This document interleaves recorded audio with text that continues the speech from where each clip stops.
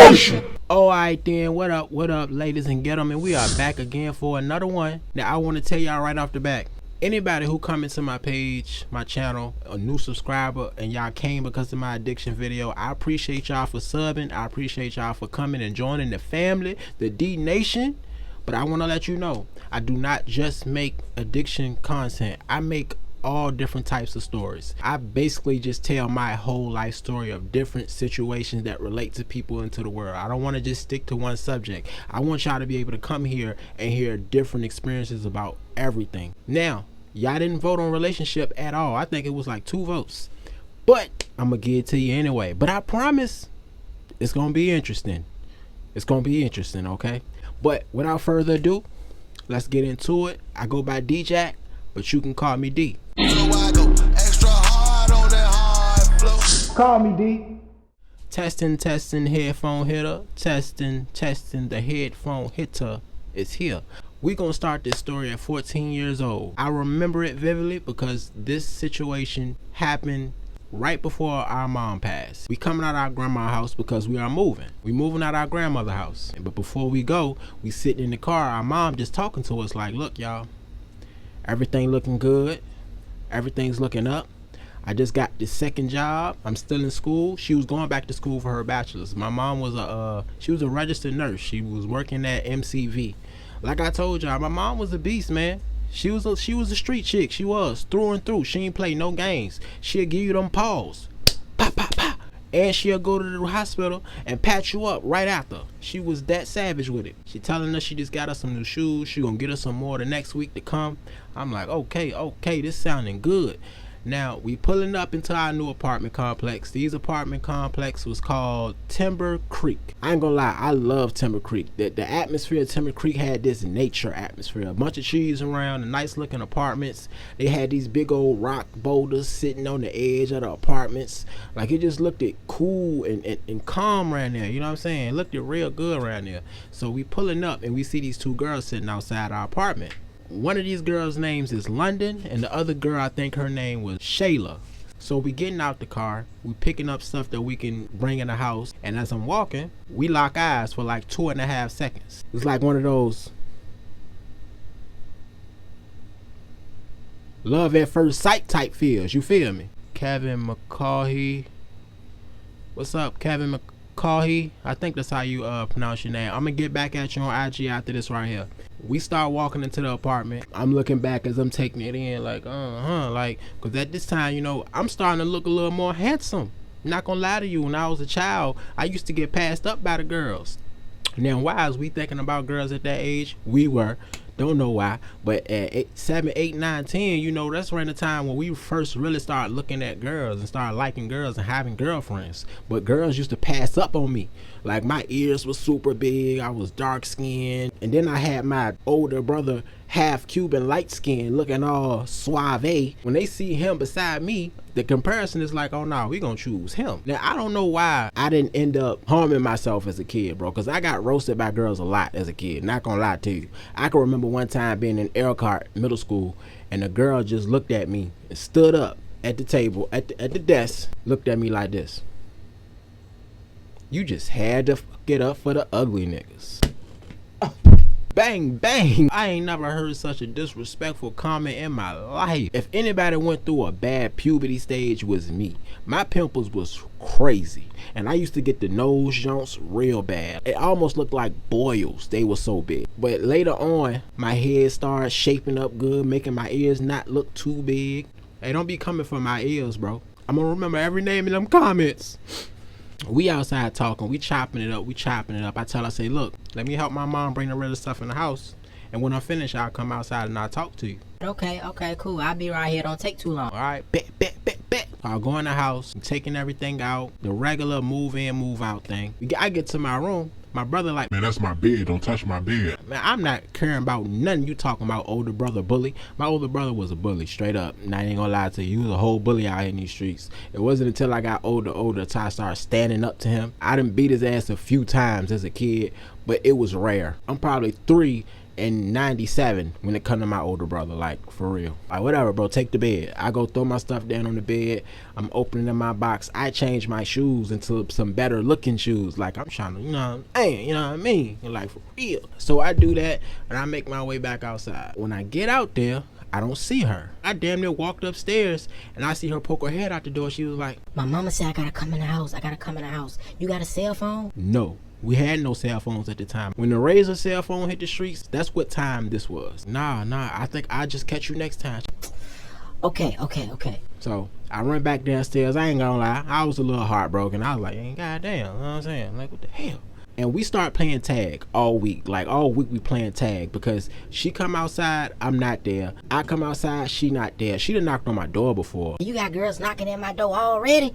Goddamn, man. Like one day she came home from work, she threw a box at me. What's this? Condoms, nigga. Don't bring no babies in my house. Now I know you gonna do it, but if you gonna do it, be smart. Respect, Mom. Like any other teenager back in the day started doing, I took one out the box and put it in my wallet, cause just in case I smash, I be straight. I'm about to walk out the door cause I'm about to go look for old girl. We still didn't have no real conversation yet. I go outside and boom, there she is. I'm cheesing ear to ear, bro. And we talk all night, bro. And as time go by, weeks go by, months go by, we talk every single day. We came up with a schedule because we get off of school at different times because I'm getting dropped off at school. I get there later than she gets there. That's why we always was missing each other. The honeymoon stage in a teenage relationship, bro. That puppy love, it ain't no feeling like it. Even as a grown-up, honeymoon stage don't feel the same as when you're a teenager, bro. Because think about it, as a teenager, bro, you don't have real responsibilities. All you got to do is worry about the girl or the dude that you want to be with. We got the world at our feet. We can come out here and just be with each other all the time. That's why it felt different back then. As time go by, I'm pretty sure y'all know at this part of the story, I gotta move. The reason I gotta move, my mom passes away. Our dad, he come helping us. He helping us move in and out. And this move happens over like a 2-3 day period. On the third day of us about to leave with everything, we got everything out the house. I'm walking out and I see London standing there. She got this puppy dog sad look on her face, bro. And I see a pen in her hand, and her hand shaking. I said, London. She ain't saying nothing back. London, what's wrong? I grabbed the pen, and her friend walk up behind her and is like, look what she did, D. Look what she did. I'm like, look at what? She about to grab her shirt, and London, she snatch away like, nah, no, like she don't want to show me. London, show me. Like, what's going on? What is it? This girl done wrote your name in her damn chest. No, she didn't. Oh, you gotta let me see it now. She didn't know how to put it out there in the water. Did just like that. Bro, she burnt the tip of a pen, a blue pen, and carved D-E-E into her chest, bro. I ain't never had a girl do that for me. Bro, madly in love with her after that, bro. We move, and when we walk into the car, and it's our last time being here, I look back, and she's just sitting there like, damn, like her whole life is over type shit. Because I'm moving with my dad at the time, this is the time when he stayed in the suburbs all the way across the water. In these big ass houses. Now, why do they have these big ass houses right across the street from a small section of projects? I don't know why. People from Richmond, y'all know what I'm talking about. Fulton. Them big ass houses right there. And then it's right across the street, you got some damn projects. And then you got some Section 8 apartments. I'm like, why the hell they put these houses gotta be cheap? They gotta be. Ain't no way the property value is up. Ain't no way. One thing that my mom left that helped me a lot to cope with her being gone is her phone. Now we trying to keep in contact, but like the impulsive teenager I was, I'm on the phone buying ringtones. I'm on the phone buying games. Then I delete all the ringtones and buy some more ringtones, like doing dumb shit. So when the bill came in that next week, my dad and my auntie was like coming together and paying the bill for me so I can keep this phone on. But when that bill came, they both came to the table like, look, Damon, we can't have another bill like this. If the bill come out like this again, we turn the phone off. I ain't listen. The bill come back again, even higher, bro. Now I have to actually buy minutes to talk to her now. So she's getting frustrated. She mad. One night come and we on the phone. She telling me that I'm cheating on her. I don't know nobody around here. I ain't got no car. Our dad keep us on a strict lockdown. We get to arguing. And ultimately, we break up. Like, I ain't gonna lie, that was the quickest breakup over argument I've ever had. Like, it damn near feel like a blur. So after we break up, the time passes until we move out of this big house. Cause my dad ended up breaking up with the girl that we was living with. Like, we weren't living with her. We all moved in together. Now hold on, let me back up, because I don't want nobody to think that right after my mom passed, my dad. No, my mom and my dad was not together at the time of her passing. My mom and dad had broken up years back. Like, they was just very good at co-parenting. It just so happened around this time my dad had just met somebody a while ago, and they moved into this house together. I ain't gonna lie, didn't like this chick at all. I ain't gonna say her name or nothing, but I didn't like her, bro. And the reason we moved out of there was me and my little brother, we sitting at our grandma's table, and I'm trying to get my brother to write a letter. I'm really slick lying, but I'm telling the truth, some here and there. The only part that I lied about is her putting her hands on us. But everything else we said in this letter was correct. I said, write this, bro, and just leave it on the table. That way it can look a little more authentic, like we just left it and we forgot to take it. My grandma calls my dad get on his girl. That letter didn't even matter, because come to find out, this girl was cheating. My dad was a good dude. Like, he was a real good dude. Like I said, working man, go to work, come home. This man literally came home at the same exact time every day. No cap to you. Bro, I would look at the clock and I say, oh, it's 7:12. Yeah, my dad about to come around the corner. And literally, he would be coming around the corner. He was a real good dude, changed his life for the better. So we end up moving, left her alone, and we moved back to the south side. I ain't gonna lie, I love the south side. I was excited. I was happy, because I'm like, shit, I can go chill with my homeboys again. I could be around my people, around the girls I've been wanting to be around. Just so happened, it's around the area London's friend live. Now, I don't know if y'all remember in the story I told you about London's friend. Her name is Shayla. I end up seeing her, and we talking every single day. We end up moving again. I'm talking to her back and forth. I end up falling for Shayla harder than her best friend London. In love with this girl, like undyingly in love with her. And let me tell you how. One day, she calls me and tell me that she breaking up with me. I cry, I'm mad, I'm pissed. She hung up in my face. She called me back the next day and said she want to be with me again. I take her back. She calls me back again the next day. Break back up with me. Can you guess it again? Can you guess what I'm about to say again? I take her back again. I'm trying to figure out why she keep breaking up with me.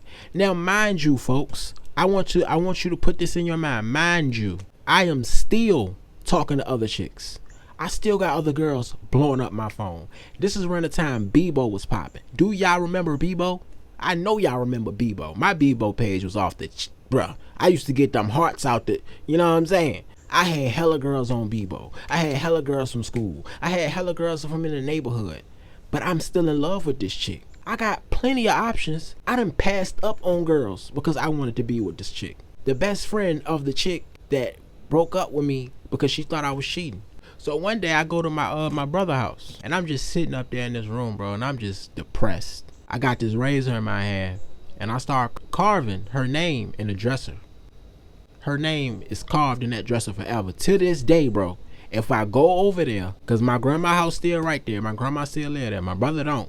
But if you go upstairs and look at that dresser, this girl's name is still in that dresser. Till this day, I promise you. My brother come walk over there like, The hell wrong with you, bro? what you mean? You carving that girl name in a dresser, bro? That girl is a jump. If y'all don't know what the word jump mean, that's just jump off. She's a thought. It's today's word thought.